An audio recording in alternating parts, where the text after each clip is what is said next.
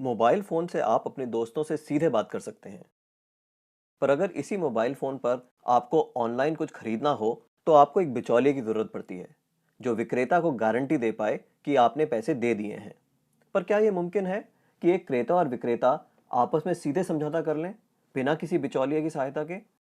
Blockchain नामक एक नई टेक्नोलॉजी ऐसा मुमकिन कर रही है।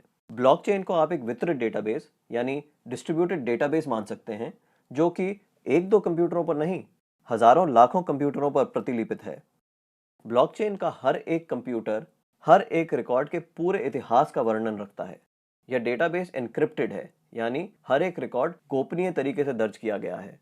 ब्लॉकचेन फॉल्ट टॉलरेंट भी है, यानी अगर इस सिस्टम में कुछ कंप्यूटर खराब भी हो जाते हैं, तब भी यह सिस्टम ठीक तरह से काम करता रहता है। ब्लॉकचेन डेटाबेस एक सार्वजनिक बही खाता यानी पब्लिक लेजर है, जिसमें कोई भी नए समझौते या रिकॉर्ड को दर्ज करने के लिए कई सारे साझेदारों की स्वीकृति की जरूरत पड़ती है। इसको हैक करना बहुत मुश्किल है, क्योंकि ऐसा करने के लिए हैकर को एक ही क्षण हजारों कंप्यूटरों को एक साथ हैक करना पड़ेगा। यह कारण है कि हम ब्लॉकचेन को एक सुरक्षित टेक्नोलॉजी मानते हैं। ब्लॉकचेन का पहला प्रयोग हुआ था 2008 में, जब बिटकॉइन नामक एक डिजिटल मुद्रा का आविष्कार हुआ। बिटकॉइन मुद्रा किसी देश, सरकार या बैंक द्वारा नियंत्रित मुद्रा नहीं है, यह एक डिजिटल मुद्रा है। अधिक जानकारी के लिए आप बिटकॉइन को गूगल कर सकते हैं। केवल मुद्रा या पैसे से संबंधित प्रयोजन के लिए ही नहीं, ब्लॉकचेन का प्रयोग कहीं भी हो सकता है जहां पारंपरिक रूप से विश्वास, भरोसे या गारंटी के लिए एक बिचौलिए की जरूरत है।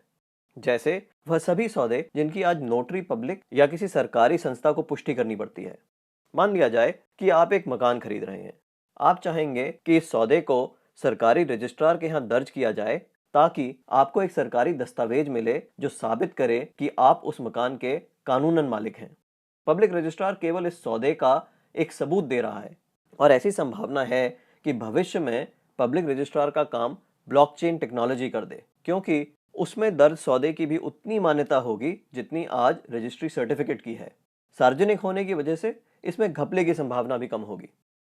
ब्लॉकचेन टेक्नोलॉजी के उपयोग के कई और संभावित उदाहरण हैं। जैसे किसी सरकारी योजना के अंतर्गत यदि एक गरीब आदमी को कुछ वेतन मिलना हो, तो ब्लॉकचेन टेक्नोलॉजी से उसको वह रकम सीधे उसके मोबाइल फोन पर दी जा सकती है। या अगर किसी प्राकृतिक आपदा से ग्रस्त लोगों को नुकसान भरपाई करनी हो, तो उनकी सहायता राशि सीधे उनके मोबाइल फोन पर दी जा सकती है। इससे भ्रष्टाचार भी कम होगा। शिक्षा में भी ब्लॉकचेन का इस्तेमाल हो सकता है। कागजी डिग्री के बदले छात्रों को ब्लॉकचेन आधारित डिग्री दी जा सकती है। इससे जाली डिग्री की समस्या का भी समाधान हो सकता है। ब्लॉकचेन उन टेक्नोलॉजी में एक है जो 21वीं सदी की अर्थव्यवस्था में बहुत बड़ा परिवर्तन लाने की क्षमता रखती हैं। आपको ब्लॉकचेन टेक्नोलॉजी में क्या नया हो रहा है, इस पर नजर जरूर रखनी चाहिए।